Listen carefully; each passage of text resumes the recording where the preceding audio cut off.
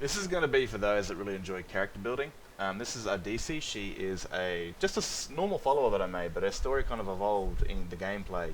I always like to set a story, not for every NPC, but sometimes the story takes hold of itself and creates these unique characters, and Ah-Deesei is one of these characters. She's someone that was married to a Nordic woman that the Stormcloaks really messed with, and she's now on a mission to find revenge and all that sort of stuff. And she fights amongst the Imperial Legion and all that sort of good stuff. And so her character kind of evolved from this ordinary soldier that was married to a woman to this Imperial hero that hates and loves killing Stormcloaks for the destruction of her life. Well, morely for messing with her life.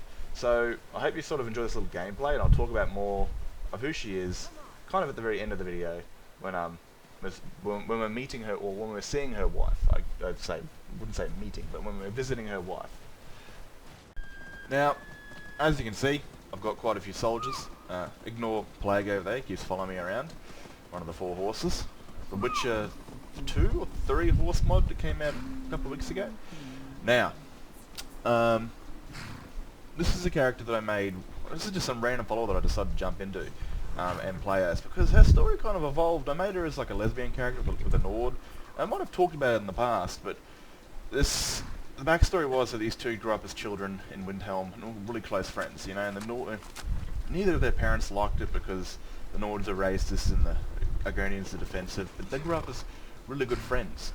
I don't actually remember a wife's name, but eventually when they become young adults, they, you know, start developing more feelings for each other, and eventually they spent a few nights with each other, eventually were caught, and the Argonian was kind of locked inside the Windhelm dungeons for, like, you know, because I see the Nords as the Nords at Windhelm being very homophobic, being very racist, you know, all about Talos, that sort of thing, like just a bad sort of Nords. And they tortured her pretty much. They whipped her. They treated her like an animal because she was with another woman, but she was also with another Nord, which was, you know, unthinkable. Eventually, her girlfriend fucking went in there dressed as a guard and got her out, broke her out, and they fled. They went to Riften, where it was a bit more subtle for them to, you know, the Riften doesn't really care. It's all about love and Riften, and they got married. But then they decided, as they were getting hunted by these Nords, to join the Legion, because the Romans and is can't even fucking English right now. The Empire is, I kind of see them as the Romans, but the Romans are very like open about having the fun of both sexes. God, life would be easier if I was a bisexual man. Probably not actually. I need a lot of arse surgery. So, like, she is fight. Her and her wife joined the Legion to fight against, you know, the sort of bigotry that these Windhelm, all for Talos Nords represent, so they can live in Skyrim as peace, just with each other. Now, they didn't care what they were. They had a lifelong bondship that eventually developed into something more when they become adults. And so, imagine this, right? They're doing the Dawnstar Civil War. We're doing the Dawnstar Civil War mission where you got to go deliver false information. So I jump into some Nord officer, and I do the mission as a random Nord officer follower. I come back, I change back into Senturos. A Stormcloak banner comes out of nowhere and pushes to the sword, right? So they've come out of nowhere. The Nord officer chick that I play has died, but also so did Ah-Deesei's wife. She died, and Ah-Deesei was badly wounded. I feel guilty with that. Ah-Deesei was badly wounded, and like she was bleeding out in front of her wife, and it was kind of like, what the hell, dude? Is there a naked person? No? Good.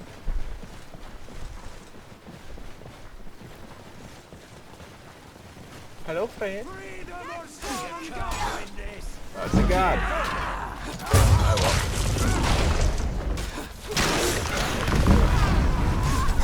Oh shit! Killed someone's kid.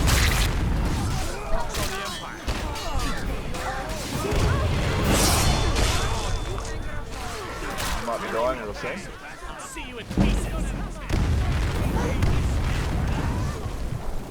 I need to get some cover. I need to get some cover so I can regenerate health. Get away from me.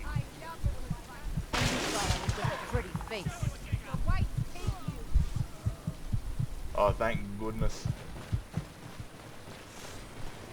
Wait. Did you hear something? Oh no, you can't don't. win this. Bad idea. I murdered someone's kid.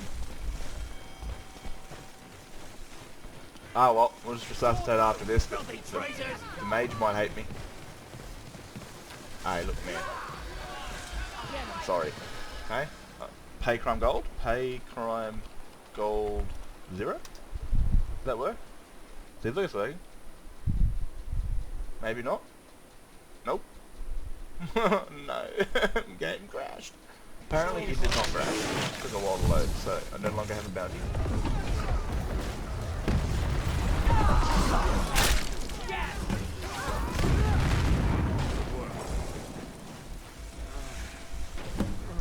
I'm sorry, child.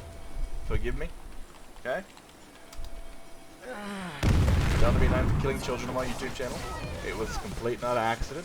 Okay? YouTube. Okay? Human rights. It was an accident. Brutus. That's a cool name. So her wife died, and then she was almost about to die right on top of it. I was like, dude, that's so romantic. Like, she's been badly wounded. And the first thing she does is like fall over to her wife, just dead on the ground.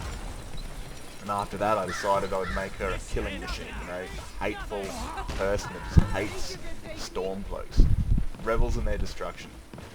So maybe a little bit stronger as a follower. Gave him more health, more melee damage. Don't do that. Venture Center officer, and this is kind of attempting to turn it into a Vanguard. The mighty Vanguard, which is what Senturos wears. If you've seen him lately, I haven't really seen him lately, to be honest with you. I left him in Volskar. Seems like we've just done all this. Come here, you son of a Carlos Hawker. Victory. Ah, Now.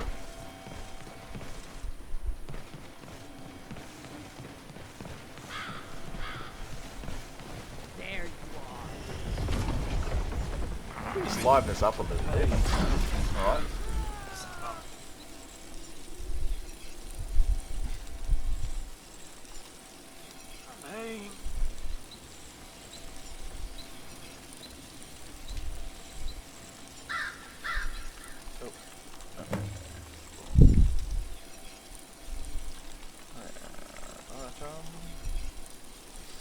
Seven nine zero zero 59041. Enough! Stop!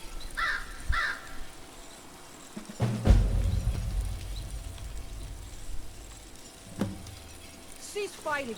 It's over. Sir. It's over. No more violence. We surrender. The capital is yours. If you pledge no harm will come of my people, I turn over the seat of power to you. Abso-fucking-lutely. Abso-fucking-lutely. Hey, isn't that right there? Jesus Christ, Cornelius. You freak of nature. Necromancers, vampires in my unit. You gotta rest now, you dead dog. Well, let's actually go visit her wife, because in my game, every follower that falls in battle is buried. So it's more of an immersive role-playing storytelling perspective, and we'll be able to remember them, where they fell, what they did, and all that sort of stuff. So, I'll see you there at her gravesite, where this woman can mourn her wife, kinda. And fight in her memory for a free Skyrim. Not in the sort of, let's fly rainbow flags and demand it, as in, let's put people to the sword until we get what we want. So here we are. This is Ah-Deesei's wife's gravestone. Now, like I said, this is during the Dawnstar Conquering the first time, I'm pretty sure. I'd played as this woman right here to go and get the information. She was an officer, so I just jumped into her because she was a Nord, delivered the false information to the Stormcloak commander, came back, switched over back to Senturos. She then got butchered because the Stormcloak banner came out of nowhere, and then she also died alongside it. I don't remember if anyone else died in that attack, but it was a big attack. And then she was badly wounded and like bleeding out over her, which looked very romantic in a sort of way. It's like, you know, she was dying, and there was a wife laying on the ground lifeless. So her name is Ah-Deesei Ambermead. So for the grave, I decided to put the wedding ring around a bottle of ambermead. If this even got ambermead written on it, so it's got hunting brew, ambermead. And for the graves, if they're like Talos worshipping nords, I put Talos as the coin that's flipped over. If they're not, I put the Imperial symbol, if they don't really believe in Talos. That's the sort of way that Imperial soldiers are able to go to their grave if they believe in Talos.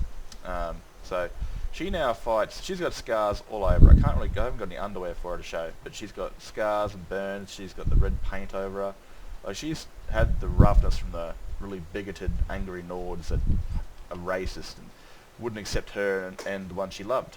So she now fights Vampire because, again, they don't really care what you are or who you love, you know. And so she fights for that, and she also fights for hatred, that she hates the Nords. They destroyed her life and her partner's life. So this gives her the opportunity to spill their blood, cut them up and get some revenge. And I don't know if she'll survive the walk. I almost died in that. And if she would have died, man, it would have been the end of her story. I would have had to bury her, like, behind a wife or in here somewhere. Or I'd just replace one of the graves. I'd just move that with someone else's. I'd just move it over here, to be honest with you. And put her right beside a wife. Because, like, Jesus Christ. And when I die in this game, my character will, like, go into bleed out position. And then I'll turn to a ghost. Not to wait until my followers save the day or finish the war. Or they'll die. Nah, they wouldn't have died, but she would have been filled full of arrows. Anyway, so this is sort of the thing what I do with all my followers, as you can see, that have died. The ones that I can recall. He was my first. He was actually, I don't know, he was a battle mage. I wanted him to survive, obviously. So at the end of the war, he'd become like a pacifist priest, where he would just heal people instead of using his magic to kill people. But he was the very first one to go.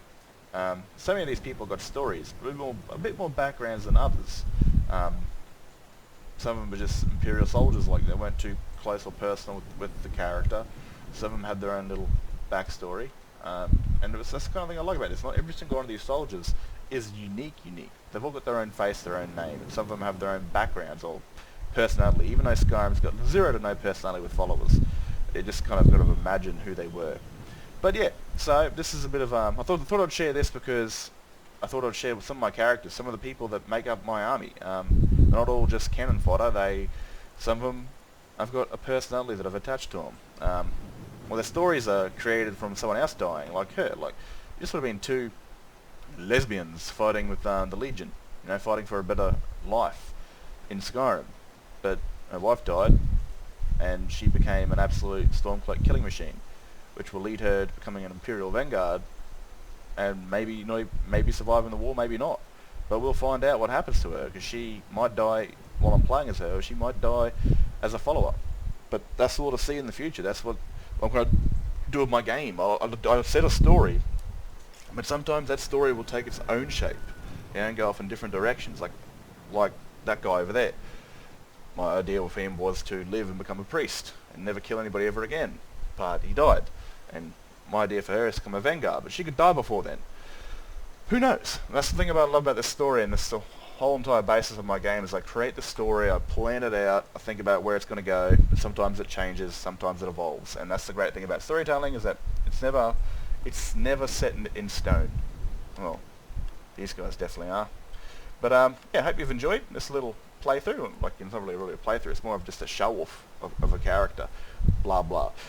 Anyway, guys, I hope you've somewhat enjoyed this. I'm out of here. Keep yourself safe, and don't end up here, okay? Don't end up here.